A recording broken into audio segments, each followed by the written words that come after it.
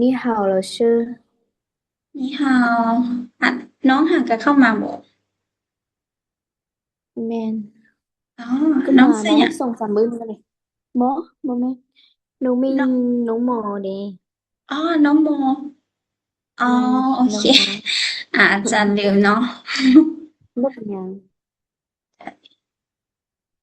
โอเคคนเข้ามาหลายแล้วเนาะมีแต่เรามาเริ่มเรียนต่อจังหวัดเดย大家晚上好เนาะสบายดีตอนค่ำทุกคนโอเคเรามาต่อบทเรียนแต่เมื่อวานนี้เนาะเมื่อวานนี้เราเรียนปีไปแล้วเนาะโอเคทุกคนได้ไปเบิ่งคืนบ่แต่บทเรียนที่เราเรียนไป ทุกคนอย่าลืมเนาะเวลาเราเรียนแล้วอาจารย์สอนแล้ว ทุกคนก็ต้องได้ไปเรียนคืนอีกเนาะต้องได้ไปเบิ่งคืนมันจังสิจื้อเนาะถ้าเรียนไปแล้วบ่เบิ่งคืนเราก็จะบ่จื้อเนาะโอเคอ่าเรามาต่อตัวบทสนทนาบทเรื่องเนาะตัวบทเรื่องก็คือตัวนี้จะเป็นตัวที่ในกรณีที่แบบว่าเราสิถามเนาะหรือว่ามีคนที่เขาเจ้าถามเรามาบทเรื่องก็จะเป็นแบบนี้เนาะ今天是几年几月几日星期几ตัวนี้จะเป็นตัวคำถามเนาะในกรณีที่เราสิถามว่ามื้อนี้แม่นปีหยังแล้วปีหยังเนาะแล้วก็เดือนแล้วก็วันที่แต่อาจารย์สิบอกอีกตัวหนึ่งเนาะก็คืออยู่ในภาษาลาวของเราเนาะเราจะเว้าวันที่ก่อนบ่เราจะเว้าวันที่แล้วก็เดือนเนาะแล้วเราจึงเป็นค่อยไปเว้าปีเนาะแต่ว่าอยู่ในภาษาจีนเขาเจ้าจะเว้ากงกันข้ามกับเราเนาะก็คือเขาเจ้าจะเว้าปีก่อนเนาะเราต้องเว้าปีก่อนแล้วมาเว้าเดือนหลังจากนั้นเราจึงมาเว้าวันที่แล้วก็มาเว้ามื้อตามหลังเนาะโอเคก็คือตัวนี้มีแต่ให้ทุกคนจื้อว่าในวันที่วันเดือนปีของภาษาจีนแม้นมันจะโกงกันข้ามกับภาษาลาวเราก็คือเราต้องเอาปีขึ้นหน้าก่อนเนาะปีก่อนหลังจากนั้นมาต่อด้วยเดือนแล้วจะมาต่อด้วยวันที่แล้วกลับมาต่อด้วยว่าเป็นมื้อหรือว่าวันอีหยังสิเนาะโอเคมีแต่ให้ทุกคนจื้อแบบนี้เอาไว้เนาะ今天是几年几月几日星期几มื้อนี้แมนมื้อวันมื้อวันใดเนาะอ่ามื้อวันวันที่เดือนปีใดที่จริงตัวนี้เนาะตัวนี้อาจจะถามว่าชื่อ几年几年ตัวนี้จะเป็นปีใดเนาะแล้วก็几月เดือนใด几日วันที่ใด星期几อ่า เป็นมื้อวันใดเนาะแต่ว่าเวลาอาจารย์มาเขียนเป็นเราแล้วอาจารย์เขียนลบเลยเนาะก็คือมื้อวัน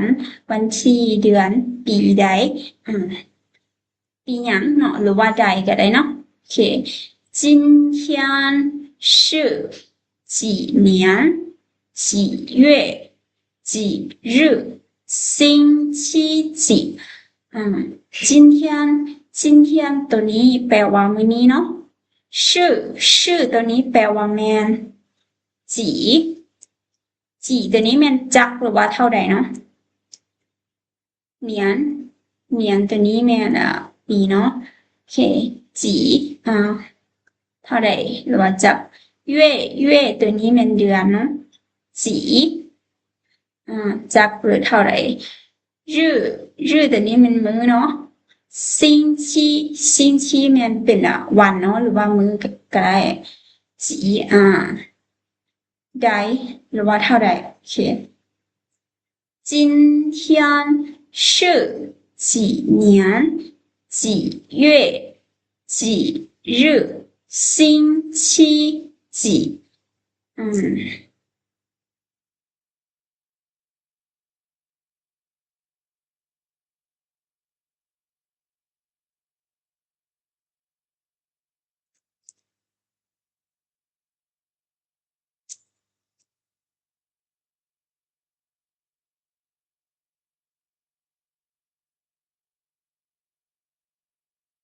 เดี๋ยวอาจารย์แปลงอันนี้ใส่ในมือเนาะพอดีบทเรียนตัวนี้อาจารย์แต่งไปก่อนที่เฮาบ่ทันเรียนพอเทื่อแล้วเดี๋ยวอาจารย์สิแปลงให้มันตรงกับมื้อนี้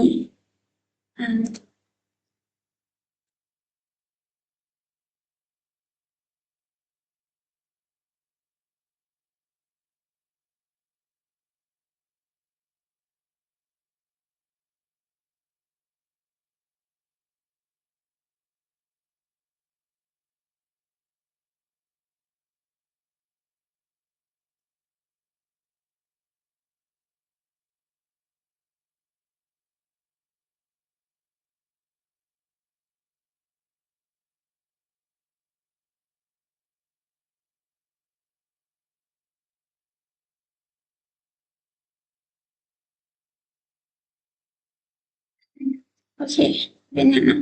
ที่จริงมันต้องมีตัวจุดอยู่เทิงๆเนาะแต่ว่า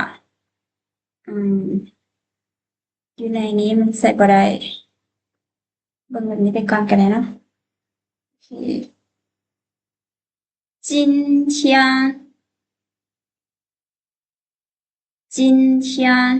是ในภาษาจีนเฮาจะเว้าปีก่อนเนาะในปีของภาษาจีนคือเป็นปีเนาะถ้าเป็นภาษาลาวเฮาจะเว้าว่าปี2026เนาะเฮาจะเว้าเป็น2026เนาะแต่ว่าอยู่ในภาษาจีนจะบ่ได้เว้าเป็น2026เนาะจะเว้าเป็นเขาจะเว้าเป็นแต่ละตัวไปเนาะ2026年เขาจะว่าจะเว้าเป็นแต่ละตัวไปเนาะบ่ได้เว้าเป็นหัวหน่วย 2,000 เนาะ2026年4月28日星期二今天是2026年4月28日星期二มื้อนี้แม่นมื้อวันอังคารเนาะวันที่28เดือน4ปี2026โอเค今天是2026年4月28日星期一ตัวนี้ที่จริงเป็นนะแบบนึง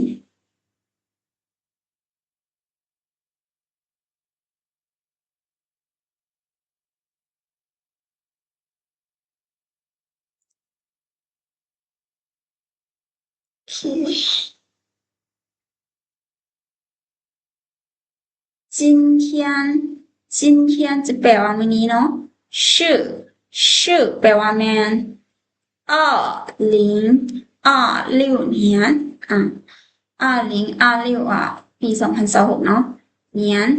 นตัวนี้เป็นปีเนาะชื่อเป็น4เนาะ月เดือน28มื้อหรือว่าวันเนาะ星期二วันอังคารเนาะ今天是2026年4月28日星期二มื้อนี้แม่นวันอังคารเนาะวันที่28เดือน4ปี2026โอเค明年年初我要去中国留学ค่อยจะไปเรียนที่ประเทศจีนต้นปีหน้าโอเคเดี๋ยวแป๊บนึงจำเรื่องนี้แป๊บนึงนะ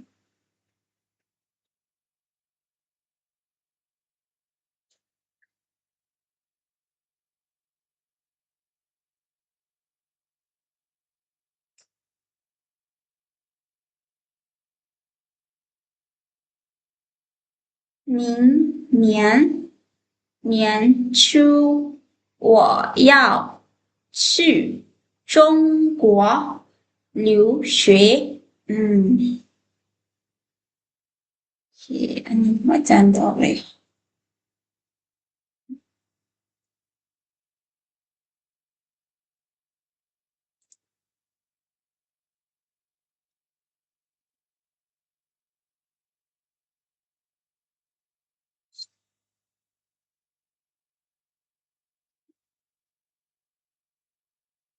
明年ตัวนี้มันปีหน้านะ年初มันต้นปีเนาะ我会要ตัวนี้จะแปลว่าตรงหรือว่ายากหรือว่าจากอะไรเนาะ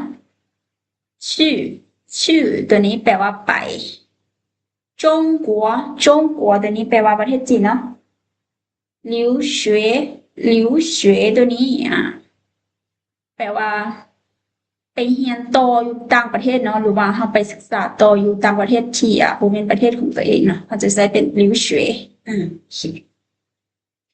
明年初我要去中国留学ค่อยจะไปเรียนต่อที่ประเทศจีนเนาะต้นปีหน้าหรือว่าต้นปีหน้าค่อยจะไปเรียนอยู่ที่ประเทศจีนก็ได้เนาะโอเค我去年回过一次家乡ค่อยกลับบ้านเกิดเนาะปีที่แล้วหรือว่าปีที่แล้วหันค่อยกลับบ้านเกิดเทื่อนึงเนาะ我去年回过一次家乡我ตัวนี้แปลว่าค่อยเนาะชื่อแปลว่า去年แปลว่าปีที่แล้วเนาะหรือว่าปีก่อน回过ตัวนี้จะแปลว่ากลับเนาะกัวตัวนี้จะแปลว่าผ่านหรือว่าแบบว่ามันผ่านมาแล้วสินะอีซื่ออีตัวนี้จะเป็นหนึ่งเนาะชื่อตัวนี้จะเป็นครั้งเนาะอีซื่อหนึ่งครั้ง家乡ตัวนี้จะเป็นบ้านเกิดเนาะเป็นบ้านที่เขาเกิด我去年回过一次家乡ก็คือปีแล้วนี่เนาะค่อยหันกลับไปบ้านเกิดเทื่อนึงอันนี้นะแต่ว่าอันนี้อาจารย์บ่ได้ใส่กะบ่เป็นหยัง我是今年毕业的我是今年毕业的ค่อยมันจบค่อยเรียนจบปีนี้เนาะหรือว่าค่อยหันจบการศึกษาอยู่ในปีนี้我是今年毕业的我แปลว่าค่อยเนาะ是แปลว่าแม่น今年แปลว่าปีนี้毕业แปลว่าเรียนจบเนาะหรือว่าสำเร็จการศึกษาเนาะเตอตัวนี้มันอยู่ทางท้ายแบบว่าเป็นคำแบบลงท้ายซื่อๆมันอยู่ในนี้มันบ่ได้มีความหมายเนาะโอเค我是今年毕业的ค่อยเรียนจบปีนี้หรือว่าค่อยสำเร็จการศึกษาในปีนี้ก็ได้เนาะโอเค今天是几年几月几日星期几มื้อนี้แม่นวันที่เดือนปีใดเนาะหรือว่าหยังก็ได้今天是2026年4月28日星期二มื้อนี้แม่นวันอังคารวันที่28เดือน4ปี2026明年年初我要去中国留学ค่อยจะไปเรียนต่อที่ประเทศจีนต้นปีหน้า我去年回过一次家乡ค่อยกลับบ้านเกิดครั้งหนึ่งเนาะปีที่แล้วเมื่อปีที่แล้ว我是今年毕业的ค่อยแม่นจบค่อยแม่นเรียนจบปีนี้เนาะโอเคที่จริงตัวซิงซีตัวนี้มันต้องเป็นเสียงหนึ่งเนาะสัญหาก่อนซิงซี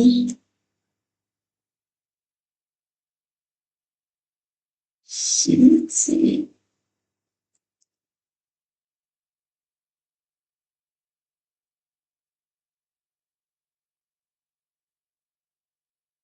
โอเคเป็นจังได๋พวกน้องพอฟังทันแล้วก็ฟังเข้าใจอยู่บ่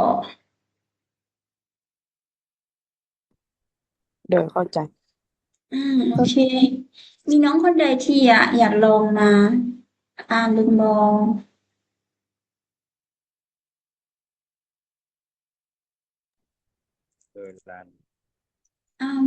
โอเคเริ่มนะ开始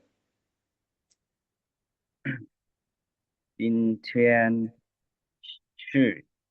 几年几月几日星期几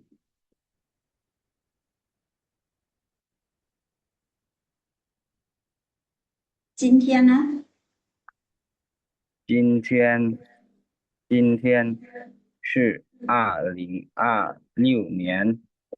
4月28日星期二明年年初我要去中国留学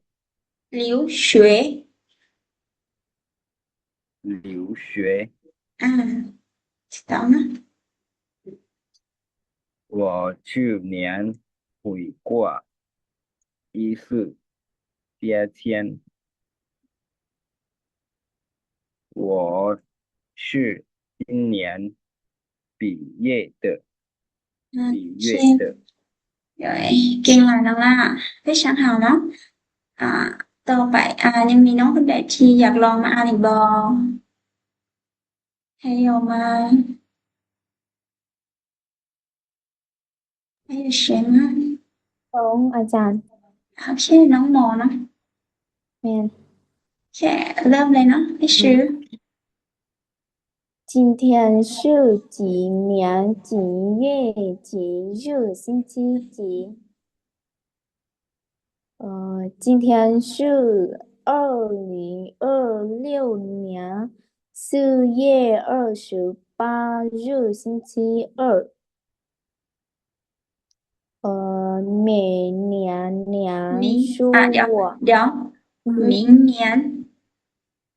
明年初我要去中国留学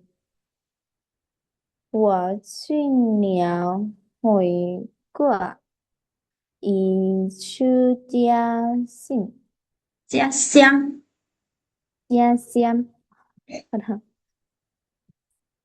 我是今年毕业的毕业的ชื่อเก่งหลายน้องหมอ很好เนาะ谢谢老师不客气好的还有学吗สวัสดีจ้า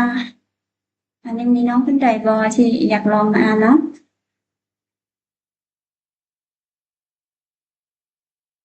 เดี๋ยวน้องว่ามีกันโอเคน้องแก้วต่อเนาะโอเค开始今天是几年几月几日星期几今天是2026年4月28日星期二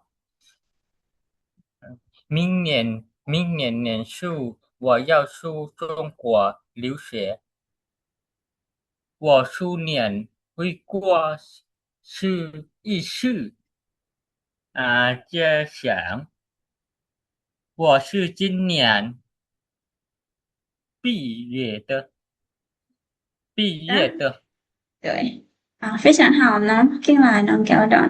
โอเคยังมีน้องคนใดอีกบ่ที่อยากลองมาอ่านเบิ่งเนาะ还有谁吗勇敢一点哦บ่มีแล้วบ่โอเคน่าจะบ่มีแล้วเนาะเดี๋ยวอาจารย์สิถามคำถามนึงเนาะมีน้องคนใดที่สามารถตอบอาจารย์ได้แม่นตอบอาจารย์ได้เด้อโอเคอาจารย์จะถามเป็นมื้ออื่นเนาะตัวนี้ก็คือมื้อนี้ข้อมูลตัวในวันที่นี้อาจารย์เอาเป็นมื้อนี้เนาะโอเคแต่ว่าอาจารย์จะถามเป็นมื้ออื่นเนาะถ้าน้องคนใดที่ตอบได้แม่นตอบอาจารย์ได้เด้อโอเค明天是几年几月几日星期几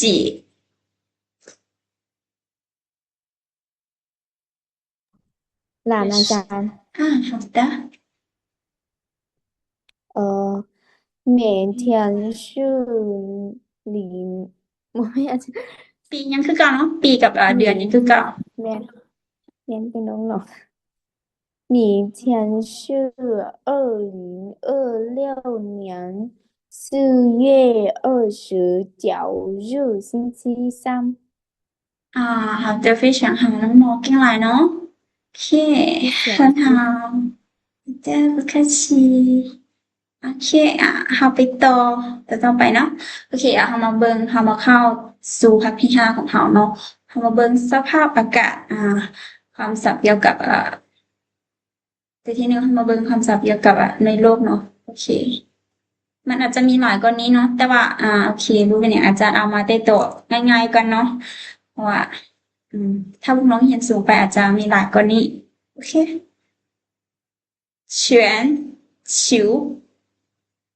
全球ทั่วโลกเนาะ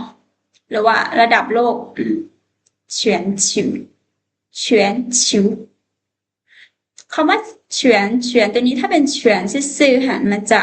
แปลว่าแบบทั้งหมดสิเนาะทั้งหมด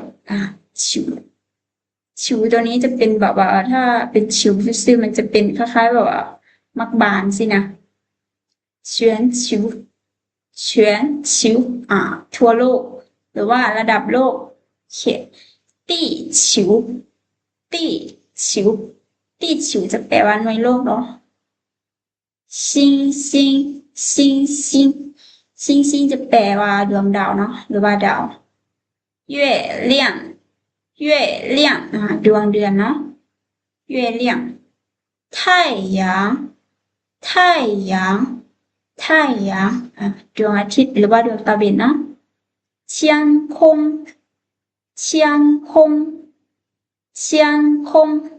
ท้องฟ้า云เมฆ雾หมอกเนาะ陆地พื้นดินเนาะ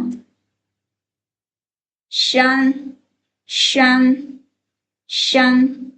ภูเขา海洋มหาสมุทรเนาะ河ตัวนี้จะเป็นแม่น้ำเนาะ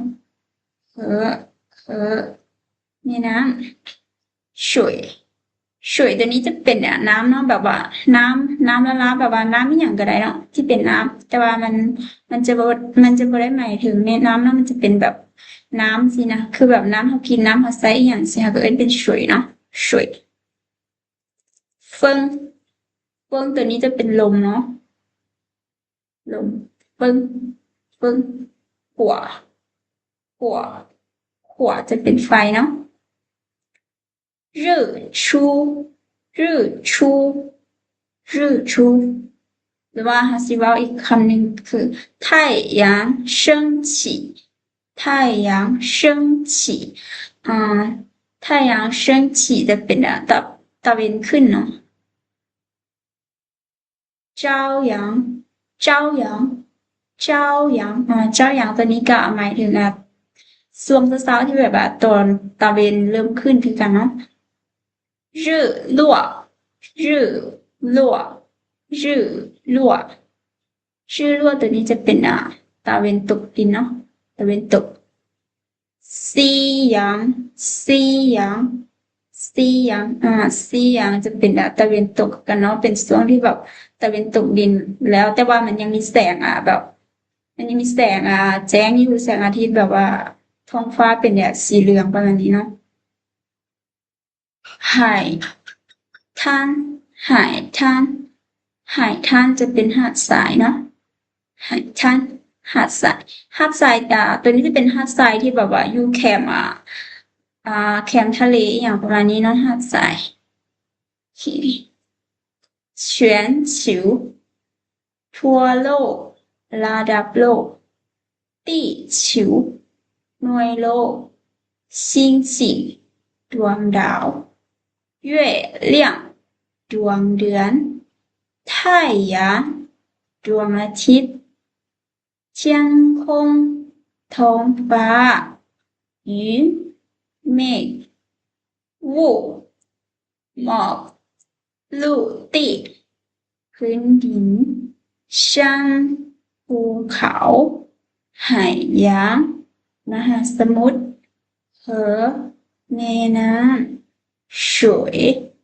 น้ำ风ลม火ไฟ日出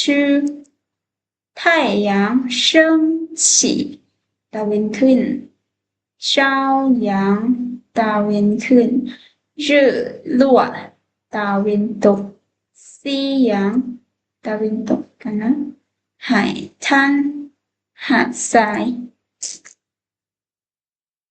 โอเคน้องเป็นอะไรพอฟังทันหรือพอเข้าใจอยู่บ่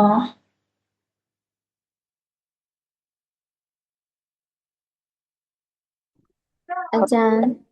น้องขอถามเลยด้วย ได้บ่ด้วย เพราะว่าปัญญาว่ามื้อนี้ตะเวนออกไว้แท้ภาษาจีนว่าแนวใดก็นี่ตะเวนออกไปเทสิบ่ะ แม่นมีตะเวนออกไว้แท้ มีบ่ มันก็น่าจะมีแต่ว่าอาจารย์บ่ค่อยได้ยินเขาจะเว้าแบบนี้เนาะมันมีตะเวนคือออกไว้แท้ บ่เป็นหยังถามซื่อแต่ว่ามันก็อาจจะเว้าได้อยู่เนาะแต่ว่าอาจารย์บ่ค่อยได้ยินเขาจะเว้าเนาะเราอาจจะเว้าได้ว่า今天啊太阳怎么升起这么早จังซี่ก็ได้เนาะหรือว่า今天怎么日出这么早แต่ว่าเพราะว่าคำแบบนี้มันบ่ค่อยรู้สึกว่ามันจะบ่ค่อยได้ใช้นะเพราะว่าปกติตะเวนออกหรือว่าตะเวนตกมันจะเป็นเวลาของมันอยู่แล้วหั้นนะโอเคน้องก็อาจจะสามารถเว้าแบบนี้ได้อยู่เนาะเข้าใจจ้ะโอเคพวกน้องพอเข้าใจอยู่บ่ที่อาจารย์เอาไปเนาะ对โอเคเดี๋ยวโอเคเดี๋ยวอาจารย์จะวางสายก่อนเนาะแล้วเดี๋ยวอาจารย์จะส่งลิงก์เข้ามาเนาะแล้วทุกคนก็กดลิงก์เข้ามาเนาะ